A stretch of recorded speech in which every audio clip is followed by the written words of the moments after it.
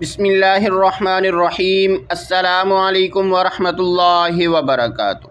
معزز سامعین کرام، آج میں آپ حضرات کے لیے اسم اعظم کا وظیفہ لے کر حاضر ہوا ہوں۔ اسم اعظم کا وظیفہ ایسا اسم اعظم کہ جس کے بعد آپ کو کسی اور عمل کی ضرورت نہیں پڑے گی، آپ مستجاب الدعوات بن جائیں گے۔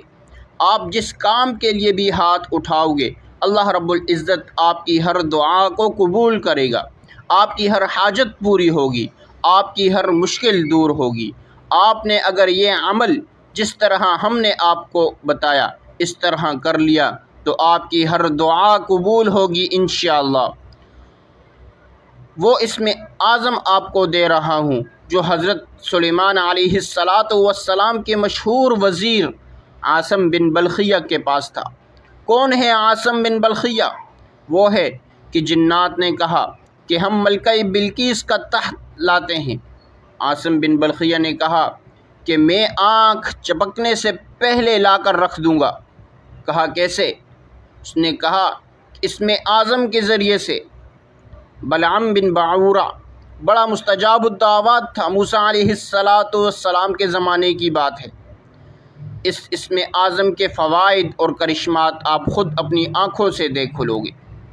اگر پورے اعتماد کے ساتھ، پورے یقین کے ساتھ، پوری توجہ کے ساتھ اس عمل کو کریں تو انشاءاللہ آپ کو ہر چیز مل جائے گی۔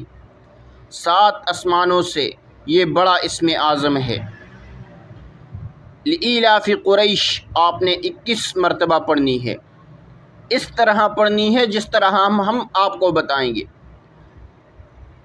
اور عمل سے پہلے آپ نے ان باتوں کا خیال لازمی رکھنا ہے۔ سب سے پہلے آپ نے صدقہ کرنا ہے۔ صدقہ دینے سے آنے والی مصیبت ٹل جاتی ہے، صدقہ بلاؤں کو ٹال دیتا ہے۔ صدقہ دینے سے اللہ رب العزت کی مدد آپ کے ساتھ شامل حال ہو جاتی ہے۔ نمبر 2، آپ نے تنہائی کے اندر اس عمل کو کرنا ہے۔ نمبر 3، آپ نے اس عمل کو کیسے کرنا ہے؟ ایسے کریں کہ اس کے بعد آپ کو کسی اور عمل کی ضرورت نہ رہے۔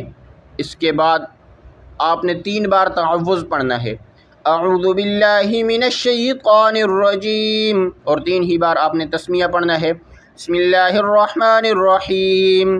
3 بار آپ نے درود پاک پڑھنا ہے، اللہم صلی علی محمد وعلی آل محمد۔ اس کے بعد آپ نے 313 مرتبہ یا حی یا قیوم، یا حی یا قیوم، یہ اسم اعظم ہے، یہ آپ نے 313 مرتبہ پڑھنا ہے۔ پھر اس کے بعد آپ نے سورہ قریش، بسم اللہ الرحمن الرحیم، لإیلاف قریش ایلافہم رحلۃ الشتاء والصیف فلیعبدوا رب ھذا البیت الذی اطعمہم من جوع وآمنہم من خوف۔ یہ آپ نے 21 مرتبہ پڑھنی ہے۔ پھر اس کے بعد آپ نے 3 بار درود ابراہیمی پڑھنا ہے اور 33 مرتبہ استغفار کرنا ہے، استغفر اللہ ربی من کل ذنب واتوب الیہ۔ پھر اس کے بعد اللہ رب العزت سے دعا کریں، انشاءاللہ اللہ رب العزت آپ کی ہر دعا کو قبول کرے گا، آپ کی ہر پریشانی کو دور فرمائے گا، آپ کی ہر حاجت کو پورا کرے گا۔